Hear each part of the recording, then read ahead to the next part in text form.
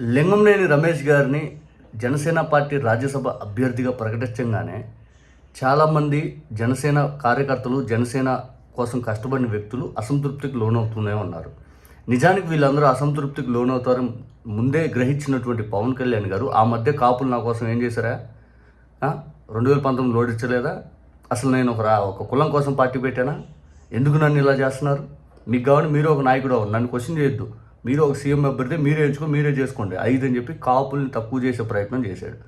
అయినా జనసేన పార్టీకి ఒకే ఒక్క రాజ్యసభ అభ్యర్థి అవకాశం వస్తే నిజానికి ఆయన పార్టీ కోసం కష్టపడిన వ్యక్తులు, సామాన్యులు, లేకపోతే ఆ పార్టీ కోసం ఆహార్నిశలు శ్రమించినటువంటి వ్యక్తులు చాలామంది ఉంటారు.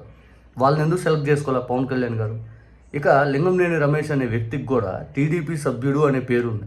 చంద్రబాబు నాయుడు గారు బినామీ, చంద్రబాబు నాయుడు గారికి బాగా దగ్గరగా ఉండే వ్యక్తి అని చెప్పి బాగా పెద్ద ఎత్తున పేరున్నాయి. ఇన్ఫ్యాక్ట్ చంద్రబాబు నాయుడు గారు నివసిస్తున్నటువంటి కరకట్ట నివాసం ఏదైతే ఉందో అది లింగంనేని రమేష్ గారిది అని చెప్పి ప్రపంచం మొత్తానికి తెలుసు. మరి అంత టీడీపీ సభ్యుడు, హార్డ్ కోరుగా ఉండే వ్యక్తివి తీసుకొచ్చి జనసేనలో ఎలా ఇచ్చారు?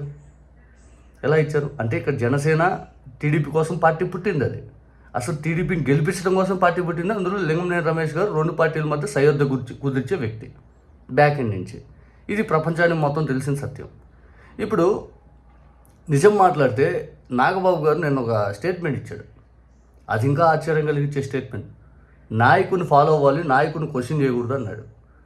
అసలు మీరు చెప్పిన రాజకీయం ఏంటి? కొత్త తరహా రాజకీయ పార్టీ, కొత్త రాజకీయం, రబ్బర్ చెప్పులు వేసుకున్న వాళ్ళని రాజకీయ నాయకులు చేస్తా, యూత్ అది ఇది అని చెప్పి లేపి కొట్టి మీరు రాజకీయ పార్టీ ప్రకటన చేసి అసలు మమ్మల్ని క్వశ్చన్ చేయొద్దు అని ఈరోజు ఆయన పవన్ కళ్యాణ్ గారు, నాగబాబు గారు ఎటువంటి స్టేట్మెంట్లు ఇస్తున్నారు?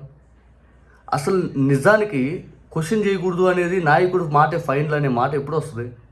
10 మంది ఆలోచనలు ఎలా ఉన్నాయి, పార్టీలో అందరు సభ్యుల ఆలోచనలు తీసుకొని మనం ఒక ఫైనల్గా ఒక నిర్ణయం తీసుకుంటే అప్పుడు మనల్ని క్వశ్చన్ చేయకుండా ఉంటారు. మన ఇష్టం, మనం ఎవరిని కన్సిడర్ చేయం, మన సొంత ఒపీనియన్ అందరి మీద రుద్దుతాం. అప్పుడు నన్ను ఎవరు క్వశ్చన్ చేయకూడదు అంటే ఎవరైనా ఎందుకు క్వశ్చన్ చేయకుండా ఉంటాడు? ఎవరైనా. నాగబాబు, నీకు ఎమ్మెల్సీ అవకాశం వచ్చి దాదాపు 15 నెలలు పైన అయింది. ఈ ఎమ్మెల్సీగా ఆంధ్రప్రదేశ్కి ఏం పొడిచావు? ఏం చేసావు? ఒక్క చిన్న పని చెప్పు. ఆంధ్రప్రదేశ్లో ఇదిగో ఈ పని నేను చేశాను, ఈ పని ఆంధ్రప్రదేశ్ అభివృద్ధి కోసం నేను కష్టపడ్డాను ఒక్క చెప్పు. మీ తమ్ముడు సినిమా షూటింగ్లు, నారా లోకేష్ గారు పిఆర్ టీములు, చంద్రబాబు నాయుడు గారు వచ్చేసిలేకి ఇక ఆయన పరిపాలన మొత్తం స్తంభింపజేసేలా తయారాడు. విపరీతమైన పబ్లిసిటీ, టోటల్ అందరూ పబ్లిసిటీ మ్యాన్గా. ఎంత పబ్లిసిటీ విచ్చలవిడితనంగా చేసుకుంటూ 4 హెలికాప్టర్లు ఆడుతూ ఎవరికోళ్ళు అటు ఇటు తిరుగుతూ అసలు పరిపాలన స్తంభింపజేసి పూర్తిగా ఆ రాష్ట్రాన్ని అధోగతి పాలు చేసినటువంటి మీరు ఈరోజు ఈ నీతి వాక్యాలు మీరు చెప్పేది? మీరు ప్రశ్నిస్తానని పార్టీ పెట్టి ప్రశ్నించే వాళ్ళని ప్రశ్నించొద్దని చెప్తూ మేము ఒకరి కింద బానిసలుగా ఉంటాం, మీరు కూడా మాకు అంతే బానిసలుగా ఉండండి అని చెప్పి అందరినీ మీకు తోడుండాలి 5 అని చెప్పి కోరుకుంటాం. ఎంతవరకు సమంజసం? మీరు పొత్తు లేనిదే సింగిల్గా పోటీ చేయలేరు. అదే ప్రపంచం మొత్తాన్ని తెలుసు మీరు టీడీపీ కోసం పార్టీ పెట్టారని. ఆ పార్టీని గెలిపించడం కోసం కొంతమందిని మోసం చేసి ఎట్లా పడితే అట్లా వాళ్ళకి లేనిపోని అభూత కల్పన మాటలు చెప్పేసి నేను ఇది అంటే కింగు తోపు అన్నీ చెప్పేసి ఫైనల్గా మీరు చేస్తున్న పనులేంటి? నిజంగా వాళ్ళందరూ ఎంతమంది మిమ్మల్ని నమ్మి 2024లో ఓట్లు వేసారా? వాళ్ళందరినీ మోసం చేసినట్టు కదా? ఏం చేశారు మీరు? సరే, ఇచ్చిన హామీలను ఏమన్నా న్యాయంగా అమలు చేసే ప్రయత్నం చేపిస్తున్నారా?